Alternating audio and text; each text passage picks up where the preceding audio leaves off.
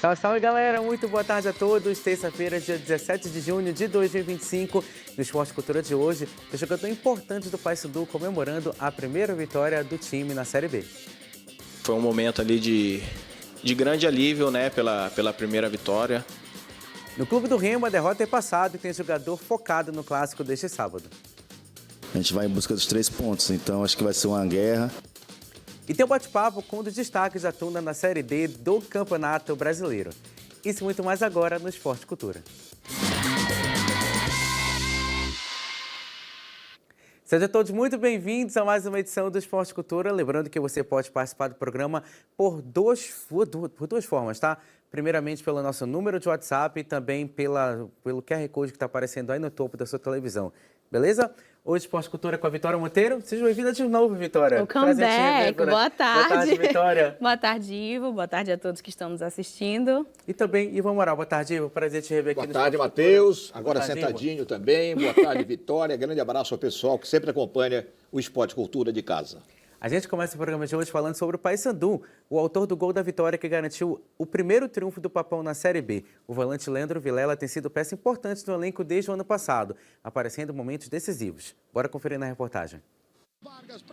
Em 68 jogos com a camisa bicolor, o volante Leandro Vilela caiu nas graças da torcida, por ser um jogador que sempre aparece em momentos decisivos. Com 4 gols e 4 assistências, o autor do gol que deu a primeira vitória do Paysandu na Série B falou sobre a pressão que a equipe vinha sofrendo e a importância da vitória antes do repá deste sábado. O clima no estádio já não estava tão favorável, né? Estávamos sendo pressionados pela torcida. O impacto também pela ansiedade da primeira vitória, isso leva um pouco a ansiedade, um pouco o nervosismo que se desenhou no ambiente do estádio, mas deu tudo certo e aos 45 minutos a gente pudesse fazer o gol. Foi um momento ali de grande alívio, né, pela primeira vitória. A gente demorou para isso acontecer no campeonato, mas a gente conseguiu. Mudança agora de astral, de ambiente, de alívio, né, porque não é fácil você entrar em campo sabendo que são vários jogos sem conseguir vencer. Isso te dá uma carga negativa muito grande. Mas a gente conseguiu se apegar agora à nossa confiança para que a gente consiga fazer uma boa semana de treino e fazer um bom jogo no sábado. O atleta aproveitou o bom momento para esclarecer os rumores sobre uma possível saída do clube, revelando que recebeu propostas financeiras melhores do que recebe no time bicolor, mas optou por permanecer em Belém. O acordo para a renovação por mais uma temporada já foi aceito. Agora só depende do clube. Tanto na primeira como na segunda janela eu recebi propostas financeiramente até melhor do que eu estava recebendo aqui no Paysandu. Mas quero deixar claro que o Paysandu fez um esforço muito grande para que eu permanecesse. Foi uma conversa muito positiva que eu tive com a diretoria. Até culminou em falar em mais um ano de contrato. E eu prontamente já aceitei, isso está na mão deles agora. Se eu tiver que ficar mais um ano aqui, eu vou ficar muito feliz e muito satisfeito como eu estou. Tenho muito respeito, muita gratidão, foi o clube que me abriu as portas. Eu sou um cara que já tenho 4 títulos aqui no Paysandu. Com a moral elevada, após a quebra do jejum, o Paysandu começou a semana do repá com confiança renovada e conta com a festa da Fiel nas arquibancadas em mais um clássico. E um clássico de peso, hein? Afinal, as duas equipes voltam a se encontrar na Série B após 19 anos e com o volante sendo um dos pilares na defesa bicolor. É um jogo que requer muita atenção, assim, muita concentração. Literalmente é decidido nos detalhes. O clássico ele não se equivale pelo momento atual, mas sim pelo peso das duas camisas. E o Paysandu, historicamente falando, é uma equipe muito forte, uma equipe tradicional muito grande, se equivale pelo número de títulos que tem e pelo tamanho da sua torcida. Então a gente vai muito preparado para esse jogo. E espero que a gente consiga fazer o nosso melhor, sair vitorioso. A torcida do Paysandu ela é diferente em todos os aspectos. É claro que eles também estavam nervosos. Não é fácil você ter o seu clube em último colocado, perdendo. Eu não preciso fazer o convite porque eu sei que a torcida do Paysandu, seja na Curuzu, seja no Mangueirão, eles vão estar lá, eles vão estar presentes. Quando eles estão do nosso lado, as coisas tendem não ficar tão complicadas, porque a torcida ela pode fazer diferença. E você pode ver, depois que sai o nosso gol, o estádio inflama de uma maneira onde naquele momento a gente já estava cansado e a gente consegue ter forças ali para sustentar um placar. Então, assim, pode ter certeza que a torcida faz muita diferença, e a do Paysandu nem preciso falar pelo tamanho que é. Leandro Vilela, que disputou 28 jogos pelo Paysandu na temporada, tem sido titular do time na Série B do Campeonato Brasileiro, Vitória. Leandro Vilela, que é um dos remanescentes do time em relação ao campeonato do ano passado, como é que dá para avaliar o desempenho dele em 2025, especialmente na Série B? O Leandro tem uma crescente muito importante dentro do Paysandu, mesmo na situação atual. Se a gente for parar para reparar da situação de 2024, o Paysandu perdeu peças fundamentais, principalmente no meio de campo. A gente estava comentando antes aqui sobre o fato dele ser volante e tudo. E em 2025 existiu essa dificuldade de encontrar alguém para fazer isso. E em determinado momento, o Leandro ele não era só volante. Ele começou a atuar pelos lados, começou a ir pelo meio. Ele consegue preencher muito bem a parte da defesa, que em determinado momento também foi algo muito difícil para o Paysandu, né? Perdeu zagueiro por lesão, teve dificuldade com o lateral. Enfim, agora o Edilson também está... Depois a gente vai falar sobre isso, sobre essa lista gigantesca de DM que o Paysandu tem. E avaliando a situação do time de uma forma geral, o Paysandu precisava vencer. Isso já é uma questão mental, física. A gente sempre toca nessa parte do mental e tem gente que, infelizmente, ainda acha que é bobagem. Mas um time, quando ele perde muito, você está lidando com seres humanos. Então, é complicado. São pais de família, são caras que sustentam mães, pais. E, em determinado momento, o Vilela também foi importante nessa área. Ivo, Leandro Vilela, como eu falei anteriormente, é um dos remanescentes do Paysandu em relação ao time da Série B do ano passado. Novamente tem sido mais titulado que reserva no ano de 2025 e é um dos artilheiros do Paysandu na Série B. Ele fez o primeiro gol do time na competição lá contra o Atlético Paranaense e agora foi responsável pelo gol que deu a vitória para o Paysandu contra o Botafogo de São Paulo. Hoje, com todos os jogadores à disposição, o Leandro Vilela continua sendo um titular na equipe bicolor? Matheus, não esqueça também quem bateu o pênalti decisivo da Copa Verde. Exatamente. Que deu o título ao Paysandu. Olha, eu vou ser bem sintético, né? Eu acho que o Leandro Vilela, no momento, é o jogador mais regular da equipe do Paysandu. Não é um destaque excepcional, mas ele mantém uma regularidade. É um jogador, sobretudo, eficiente. Pode não ter grande brilho individual, grande técnica apurada, mas é de uma utilidade a toda a prova para o Paysandu. Leandro Vilela, no momento, sim, é titular absoluto do Papão, do meu modo de ver. Leandro Vilela, que tem quase 70 jogos já com a camisa bicolor. E a dupla tem um problemão para o clássico deste sábado. O departamento médico dos clubes está completamente lotado. Na segunda-feira, o Clube do Remo divulgou um boletim médico com os jogadores lesionados. Vamos lá para o listão. Goleiro Marcelo Rangel, o zagueiro Klaus, o atacante Pedro Rocha, o volante Caio Vinícius e o meia Regis, além do lateral Marcelinho, o atacante PH, o atacante Felipe Viseu e o lateral esquerdo Sávio. Já o Paysandu não pode contar com 10 jogadores. O goleiro Matheus Nogueira e o zagueiro Quintana, os laterais Brian Borges e Edilson, os meio-campistas Martins, Dudu Vieira, o Luca, que é zagueiro, e o Maurício Antônio, que também é zagueiro, o atacante Del Valle e também o atacante Edinho. Conta pra gente, torcedor, o que você acha que aconteceu com tanta lesão nessa dupla Repaim? Quais são os motivos, as razões, quais são os desfalques que vão pesar mais para esse clássico? Interage com a gente, coloca o número, coloca a sua câmera de celular no topo da TV, manda mensagem pra gente que a gente discute aqui no Esporte Cultura. Vitória Monteiro, quem diria que nesse momento do campeonato, justamente na hora do clássico, os dois times estariam tão desfalcados? Dá para dizer que o Remo tem convivido com isso agora, porque o Paysandu, desde o início do campeonato, tem uma lista vasta de jogadores lesionados. A gente bate muito no passado quando a gente fala disso do Paysandu, porque logo no início do ano, o executivo do Paysandu falou que queria um elenco enxuto, que não queria muitos jogadores para não encher, plantel, tudo, e teve problema. O primeiro técnico reclamou, o segundo técnico reclamou, estamos no terceiro técnico, né? E no Clube do Remo, com um plantel um pouco mais cheio, a gente também mencionava aqui sobre as opções, o Rodrigo tinha várias opções entre titular e reserva, que agora é o Flávio, né, que está como interino até a chegada do próximo técnico, ele também tem essas opções e agora começou a pesar.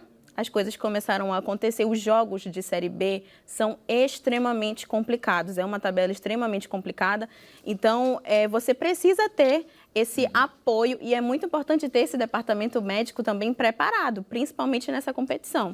Ivo, são quase 20 desfalques somando os dois times, ou seja, é quase um elenco todo de jogadores lesionados. São 2 times prontos, 2 times titulares praticamente de desfalques, de ausências. Para você, qual é o que vai sentir mais, ou que pode sentir mais esses prováveis desfalques para o jogo de sábado? Agora, a primeira coisa, a gente tem que esclarecer, Matheus, que todos essa relação dos contundidos, tem gente que vai jogar, provavelmente. Sim. Né? Nem todos têm uma contusão mais grave que impeça o jogador de participar do clássico do próximo domingo. Então, essa lista de 20 vai ser sensivelmente diminuída para a metade ou até mais do que a metade. Agora, um dos jogadores que me preocupa, porque foi um caso diferente de contusão, eu li nos jornais, acompanhei aqui também pela Cultura, o Marcelinho, ele teve um problema cardíaco, está sendo examinado, porque hoje em dia isso requer uma máxima atenção dos clubes. Eu que pergunto para você, resolveram o caso Marcelinho? Ainda não. Continua o problema está sendo avaliado. E ele sendo afastado preventivamente, não é? Exatamente, ainda está sendo avaliado, o Remo ainda está monitorando a situação de saúde chato, do Marcelinho. Chato e sério. Exatamente. A gente espera que no decorrer da semana a gente tenha mais informações precisas sobre Pelo menos Marcelinho. tem o Gadu e agora o Pedro Costa, né? Ambos em condição de jogar o clássico do próximo domingo. O Gadu não está na relação dos contundidos. Não, não está. Nem o Pedro Costa também. Então pronto, fique tranquilo, torcedor do Leão Azul, pelo menos pela lateral direita. E no Águia, o momento é de reflexões após mais uma derrota na Série D do Campeonato Brasileiro. Apesar da equipe estar no G4, o Águia tem uma sequência complicada de jogos até a reta final da competição. O treinador Silvio Criciúma falou sobre o momento. Vamos ouvir. É um mérito também dos atletas, da construção de resultados e muita inteligência para administrar esse momento contrário agora. Reverter situações, fortalecer, conscientizar, né? O sonho do acesso ele se mantém muito vivo, logicamente que a gente precisa ter situações mais reais de acertos para frente, é com isso que a gente vai trabalhar. O Águia que está na 3ª colocação do Grupo A1 da Série D do Campeonato Brasileiro. Ivo, agora o Águia vai jogar contra a Tuna, depois enfrenta o Manaus, depois enfrenta o Manauara e encerra a Série D contra o Gás. Ou seja, nos próximos 4 jogos, o Águia vai ter confrontos contra os adversários que hoje estão no G4. Tuna, Manauara e Manaus. Sequência difícil para o Águia nessa reta final da Série D, depois de 2 derrotas para o Trem. Você viu, até o Carapanã está atrapalhando a vida. Sim. Agoniado, ele tem que se preocupar com a equipe. Foram 2 derrotas para o Trem de Macapá, 2. Uma em casa e uma fora de casa. A situação do Águia complicou. Eu acreditava firmemente que a Tuna, que está bem na competição, e o Águia estariam plenamente classificados para o mata-mata. Mas agora a gente passou a se preocupar, sobretudo com o Águia, que fica numa situação difícil pela relação de adversários que o Matheus acaba de citar. Curiosamente, o Trem venceu 3 jogos na Série D. 2 contra o Águia e 1 contra o Maitá, que até a rodada passada não havia vencido e roubado pontos de ninguém. Neste fim de semana foi realizado um evento de capoeira aqui na capital paraense. Mais de 120 pessoas participaram em 3 dias de evento. O evento iniciou com um curso para formação e trocas de graduação dos alunos do Centro Cultural Inovar Capoeira. Além de atividades esportivas, o evento também contou com uma ukulele, samba de roda, show cultural, carimbó e a difusão da cultura popular.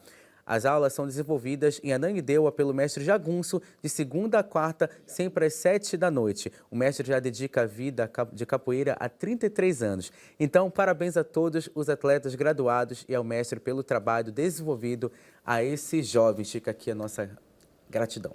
A Tuna assumiu a vice-liderança do Grupo A1 da Série D do Campeonato Brasileiro com a última vitória. A equipe tunante possui uma das melhores campanhas de todo o campeonato. E um dos destaques é o lateral direito da Tuna, o Luan, que daqui a pouco vai participar do Esporte Cultura aqui com a gente. Antes disso, Ivo, Vitória, grande campanha que a Tuna vem feito na Série D do Campeonato Brasileiro, um dos melhores ataques, uma das melhores defesas da competição. Como dá para avaliar esse momento da equipe tunante na competição? Muito bom, né? Diante de tudo que a gente viu nos últimos anos em relação à Tuna, eu acho que tem nome e sobrenome, né? Inácio Neto é um cara extremamente inteligente, isso desde o futsal, do Mundial. O cara tem uma inteligência, ele sabe entender o time, o adversário, ele sabe colocar em campo uma prática totalmente diferente. Eu realmente, quando assisto, eu sou tunante, então eu não posso... É tunante? Sou tunante, então eu sou suspeita para falar. Sou suspeita para falar. Então, de certa forma, a gente tem essa visão com o Inácio completamente diferente de jogo.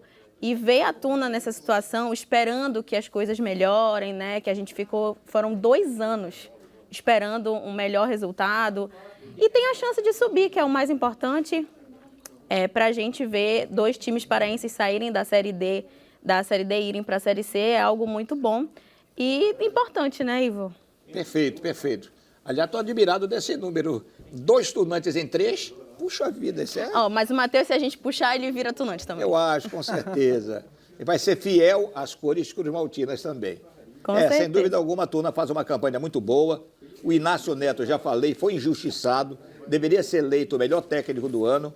Eu acho que a Tuna está no caminho certo para a sua classificação. Antes disso, Ivo, antes da gente pegar aqui a entrevista com o lateral direito da equipe da Tuna, como dá para avaliar a projeção da Tuna para a segunda fase da Série D do Campeonato Brasileiro, levando em consideração o que o time tem feito até então? Te surpreende a campanha que a Tuna tem realizado em 2025 na 4ª divisão do futebol nacional? Vitória, antes da gente chamar o Ivo.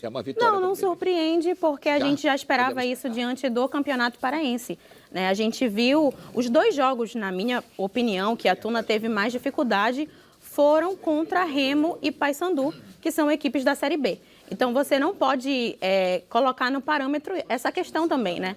O Campeonato Paraense já é um reflexo, a gente sempre bate nisso aqui também, que no Campeonato Paraense você vê mais ou menos a situação das equipes, tanto que o Remo foi campeão, o Paysandu foi vice e depois refletiu na Série B esses resultados, né? Começaram a aparecer. Então, se você teve uma Tuna boa em campo e com claras chances de melhorar e de se desenvolver, é óbvio que ia ser desse jeito, né? Uma consequência disso na Série D. Agora a gente recebe aqui no estúdio do Esporte Cultura um dos titulares da Tuna na Série D do Campeonato Brasileiro, o lateral direito Luan. Muito boa tarde, Luan. Seja bem-vindo aqui ao Esporte Cultura. Me fala um pouco sobre esse momento vivido pela Tuna. Você que chegou já na Série D do Campeonato Brasileiro, disputou 8 dos 9 jogos que a Tuna competiu no campeonato. Como é que dá para avaliar esse momento da equipe tunante? Principalmente o momento defensivo da Tuna, você que é lateral direito. São 6 jogos na Série D que a Tuna não sofreu gols. Boa tarde, seja bem-vindo ao Esporte Cultura. Boa tarde, obrigado. Satisfação estar aqui. O momento que a gente está vivendo é um momento especial, né? A gente vem aí, se não me engano, 6 jogos sem sofrer gols. Isso é fruto de muito trabalho, principalmente do professor Inácio, né? Que implementou um trabalho para a gente. A gente faz tudo direitinho dentro do possível. E também, além da solidez defensiva, tem o nosso ataque, né? Que está muito bem, Ronald, Jaime, agora o Feijão, que fez gol nesse último jogo. Está todo mundo muito bem, então a gente tem tudo para continuar crescendo dentro da competição. Agora, tunante Vitória. Boa tarde, Luan. É uma pergunta assim de tunante mesmo. Como é que vocês, como elenco, né? A gente já perguntou sobre a avaliação, mas como que vocês veem essa possibilidade de trazer para o povo paraense, para os torcedores, essa chance de uma classificação para uma Série C? Porque é óbvio que para o torcedor é um momento incrível, mas para a tua carreira, como que tu consegues visualizar isso lá na frente? É algo surreal, né? Quando o diretor Vinícius entrou em contato comigo, ele deixou bem claro que ia fazer um time para poder subir para a Série C. Então, eu abracei essa ideia, fui junto com ele, fui junto com todo o elenco. Então, é um momento especial que a gente pode colocar a Tuna na Série C. Então, a gente quer continuar esse trabalho para que a gente consiga alcançar esse feito e dar muita alegria para a torcida tunante. O Luan Níger, que tem 27 anos, é de Boa Vista, Roraima, inclusive estava jogando no São Raimundo de Roraima antes de chegar à Tuna. Ivo Amaral. Olha, Luan, evidentemente o futebol de Roraima está bastante distante de nós. Sim. Apesar do São Raimundo ter sido uma grata surpresa. São Raimundo andou querendo eliminar até grandes do futebol brasileiro. O que é que você pode dizer? Um pouco da sua carreira e qual é a característica onde você se sente mais à vontade jogando, atacando, defendendo e como vê de um modo geral esse time da Tuna? O time vai se classificar mesmo para a Série C? Sim, como o senhor falou, sou lá de Boa Vista, Roraima, estava no São Raimundo, até inclusive estive aqui no Pará algumas vezes esse ano, a gente disputou a Copa Verde. Exato. Inclusive eliminamos o Remo. Tivemos um jogo muito difícil contra o Paysandu na semi. e fomos eliminados. No pênalti, não foi? Isso, nos pênaltis, aqui no Mangueirão. E é isso, eu acho que o melhor vai vir aí para Tuna, porque a gente está numa crescente muito boa. E creio que se a gente continuar assim, a gente tem tudo para buscar um acesso aí para... E melhorou muito o futebol de Roraima com o novo estádio, né? Que antigamente aquele estádio Sim, não estava à altura do futebol que vocês estavam jogando lá. Para falar a verdade, nunca deram muito valor, né? Mas lá em Boa Vista pode ter certeza que tem muitos talentos. Agora o pessoal está olhando mais, até porque o Sami agora é o presidente da CBF. Estão dando uma olhadinha mais lá para... Quem sabe você acaba na seleção brasileira. É o sonho de todo atleta, né? Poder chegar lá. A gente nunca sabe o dia de amanhã, então é um sonho distante, mas que a gente com certeza pode alcançar. Tem que sonhar. Ô Luan, como é que está o ambiente lá na Tuna com essa campanha que o time tem feito até então na Série D? Como a gente falou anteriormente, quarto melhor ataque da competição, tem um artilheiro do campeonato que é o Ronald, tem uma defesa que há 6 jogos, ou melhor, não sofre gols. Como é que tem sido esse ambiente, o dia a dia lá na Tuna, com essa sequência positiva de vitórias? O ambiente é muito bom, né? Devido principalmente aos atletas, lá todo mundo é amigo de todo mundo, como a gente sempre fala, somos uma família. Então, com o que a gente vem fazendo, com o momento que a gente vem vivendo, o ambiente lá é o melhor possível. Olha, Luan, antes de encerrar a entrevista, mais uma perguntinha, tá? Mais fácil da entrevista aqui ou jogar 3 horas da tarde lá no Souza? Aqui é muito mais fácil aqui. Lá no Souza, 3 horas da tarde é doído. Luan, obrigado pela participação no Esporte Cultura. Final de primeiro tempo aqui no programa. Na volta a gente fala sobre o Clube do Remo e muito mais. Não sai daí.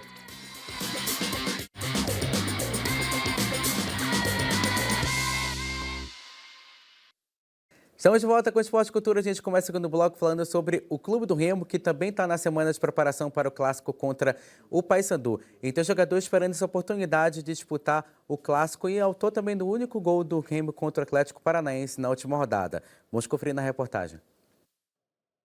A derrota de virada para o Atlético Paranaense doeu. Mas o tempo para lamentar é curto. Após o revés por 2-1 fora de casa, o Remo se reapresentou nesta segunda-feira, focado em um dos principais desafios da temporada, o clássico Repá.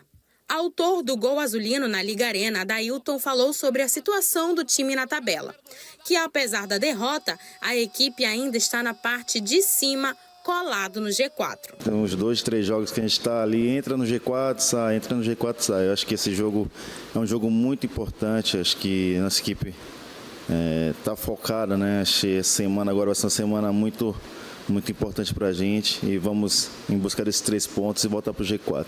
O clássico Repá do próximo sábado no estádio Mangueirão será o 4º da temporada.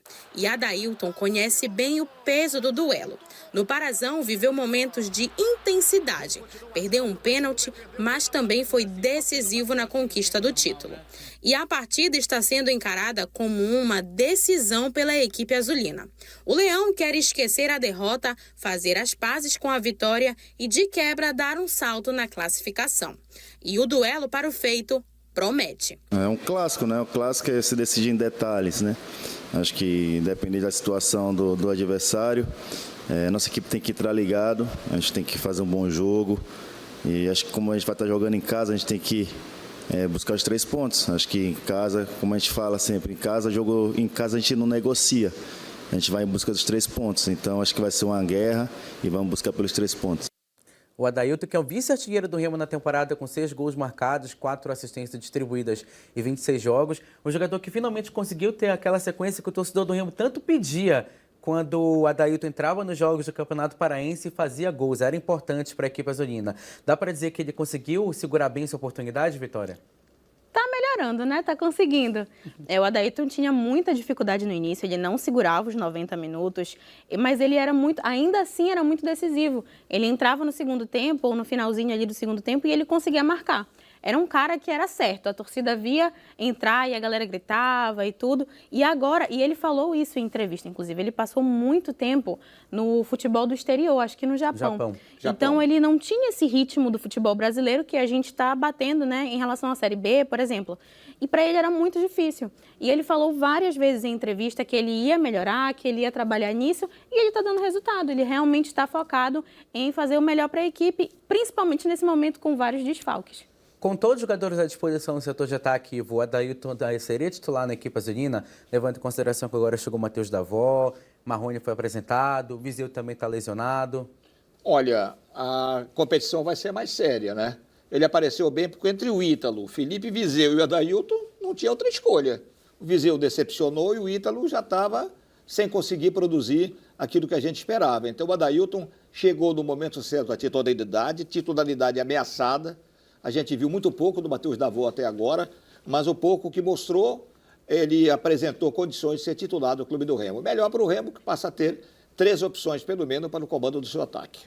E chegou a hora de conferir as notícias do Mundial de Clubes. Como você acompanha ontem, a Jordana Krumpanzer vai atualizar a gente sobre o que está rolando nesse momento na competição. Boa tarde, Jordana. Me fala aí quanto está o jogo do Flusão, vai. Boa tarde, Matheus. Boa tarde para todo mundo no estúdio e, claro, para quem está em casa. Nesse momento está 0-0, meu coração tá para sair pela boca. Relaxa, vai dar tudo certo. Mas a gente vai começar falando do Flamengo, que, para alegria da vitória, o Flamengo venceu ontem. Não é porque é meu time, porque eu tô com a camisa assinada pelo André, tá? Mas o Fluminense está dominando o jogo. O Borussia está fazendo uma pressão e uma contrapressão sem bola, sai em ataques rápidos. O Fluminense está explorando bastante o bloco médio para neutralizar o Borussia Dortmund e sai pelas laterais. As maiores chances de gol, perigo de gol, foi com o Flusão. E agora a gente vai curtir o segundo tempo. Volto com você. Muito obrigado, Jordana. Amanhã tem VT da vitória do Borussia Dortmund contra o Fluminense. É isso. O time ela morre. E detalhe, né? A vitória atunante é a camisa do Flamengo aqui no Esporte Cultura. Como são as coisas, uma coisa. A gente trabalha com continente, região geográfica. Calma, devagar. Vem comigo. Claro. Apito final no Esporte Cultura. Obrigado, Vitória. Obrigado, Jordana. Obrigado, Ivan Amaral. A todos que nos acompanharam até agora. Você fica com Sem Censura Pará. Tchau.